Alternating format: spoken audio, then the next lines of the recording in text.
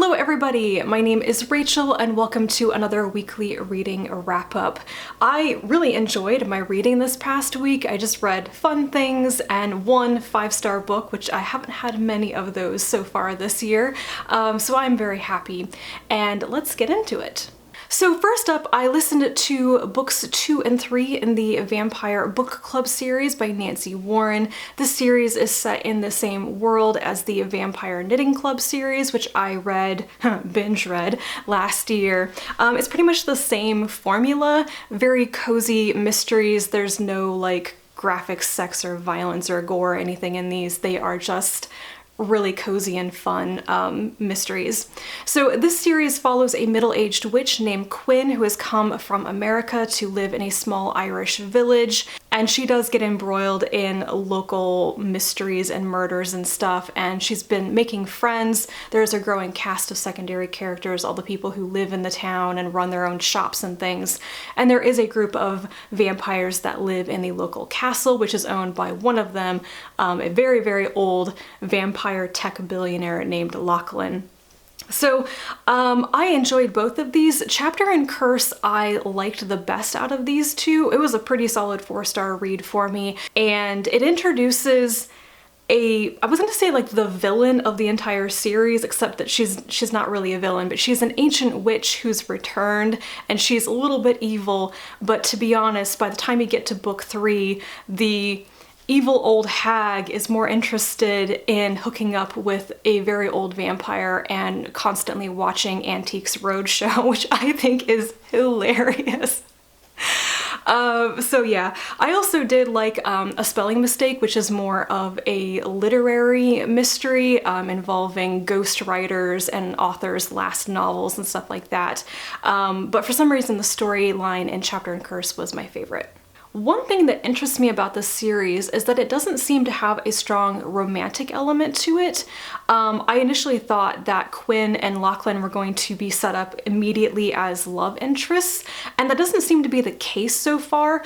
I think they make a really good like platonic pairing. They just work really well together, and they seem like they're slightly older personalities that get along but are not like falling madly in love with each other. I like that, and I hope that it doesn't go in the same like romantic let's get married direction as in the Knitting Club series, which was fine, but that wasn't my favorite relationship pairing.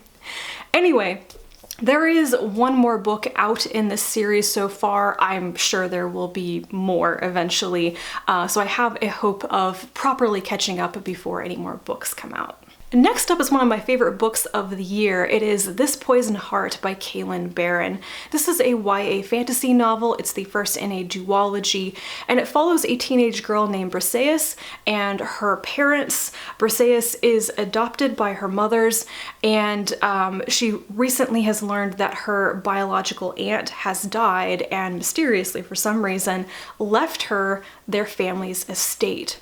Briseis has plant magic. They don't know where she got it, but she can affect the growth and vitality of plants, and she is, unbeknownst to her parents, immune to pretty much all poisons. She is immune to the deadliest poisonous plants on the planet.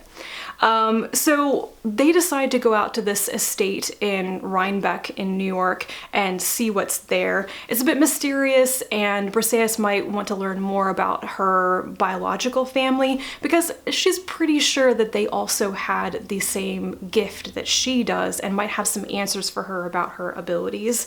They get there, everything is very mysterious, and it turns out that the family had been taking care of a very deadly secret that killed many of them, and Briseis is now involved because she's not hidden away. So I really enjoyed this. I loved the magical element. Just plant magic is so fun. And then this introduction of poison plants, the poison garden, I've always thought that was really fascinating. I actually think that poisonous plants are truly terrifying. I couldn't imagine actually going anywhere near a poison garden. I would be so freaked out. So I love that aspect of this. I really loved that even though Briseis' talent is really an unknown area for her mothers. They really accept her. They're trying to support her in the best way that they know how. And I like that there wasn't any like real high like jealousy or tension or mistrust between Briseis's adoptive family and her desire to maybe learn more about her biological family. It was just handled really, really well. Another thing that I really liked about this is that the entire cast of characters is very unapologetically Black. It was really wonderful to read a novel where it's like the default assumption in the way that it was written, but also in the way that it was like meant to be interpreted by the reader, is that somebody walks on the page, they're not default white, they're default Black or, you know, person of color. You can just tell that in the way that people talk to each other, in the way that everybody is described, not just people of color, like white people are described as being white. And it just, I think it helps counteract that default assumption in so many people's heads, including my own, that it's white people all the time. And yeah, I feel like there was this real sense of family and community and being around people who you're comfortable with and who understand you. I really, really loved that. So yeah, I have already started reading the sequel. Next up is Breaking Day by Adam Oyebanji. This is a debut space opera novel that I also really enjoyed. It takes place on a generation ship that is nearing its destination star. The whole ship is preparing for Breaking Day when they flip the ship around and begin decelerating before their destination. The main character is Ravi, a young man who comes from one of the disreputable families on board, but he is actually an officer in training, and strange things start happening to him. He starts having like these hallucinations of a woman asking him for help, but he's never seen this woman before. She's not from his spaceship, so where is she from? What's happened to him? The entire ship is very heavily networked. They have this like hive network. Everybody has cybernetic implants, so they're essentially all cyborgs. In fact, I shouldn't say cyborg because that's actually an insulting and offensive term in this world, but they are very, very heavily augmented people. And so there's a lot about how people's brains can be affected and how like you can hack people or affect their implants, and everybody on the ship really uses code constantly. I thought this was really, really great. One thing about the story that I didn't love initially, it took me some time to think about it, is that it seems like there's a whole like telepathy element, which I don't love, like ESP telepathy type things in science fiction novels. But what I kind of didn't realize at first is that it's not telepathy, it's networking. I felt kind of derp when I realized that. So yeah, this is definitely a space opera mystery, and I really enjoy stories like this that have to do with generation ships and how like a whole society, a community, governance and everything will change over multiple generations on a spaceship, how the restrictions of space and resource and everything will affect the community and the characters. I think that's just a really interesting scenario for a story. And also the whole thing about like, you know, reaching a destination star and whether people from many generations on down the road actually want to go there or not. So yeah, I really enjoyed this. I listened to this on audiobook and I thought the narrator did a fantastic job. His voice and delivery were really good for the story. The only problem was that there were some mispronunciations. There were just some words that were repeatedly mispronounced. It didn't really take me out of the story, but I noticed it because it's pretty rare that I hear an audiobook narrator misstep like that. So anyway, I would recommend it. It's probably quite good in print, but I also think the audiobook is really good.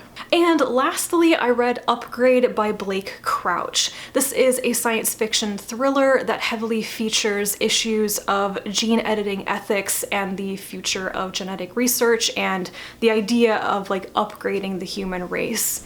Now, I had to preface this by saying that I am not really a fan of Blake Crouch. I do not get the hype about his novels. I have read recursion back in the day, and I thought it was kind of ho-hum. So what I want to say first here is that I realize that Blake Crouch writes a kind of thriller. There is like a formula, there's a writing style, there's a voice, and a pace to novels like this, and it's not always my cup of tea, unfortunately. I don't really get the hype about his works. I don't think they are like literary gems or anything, but I do think that they are fun and fast-paced things of their own. So I don't want to come across like I'm critiquing anybody who enjoys his novels, but yeah, Upgrade, my biggest complaint about this book is that it's pretty atrociously written. I picked this up because it is so heavily about genetics and gene editing research. So I think actually the strongest points of this book were the info dumping. Like, clearly Blake Crouch really did his research into genetics research, because all of the buzzwords are there, and like it was so specific in places. There are whole passages of the book that come across as real like hard science fiction, and I really enjoyed that. I love the field of genetics, and I want to read about all the details of that in nonfiction and in fiction. However, the rest of this book was just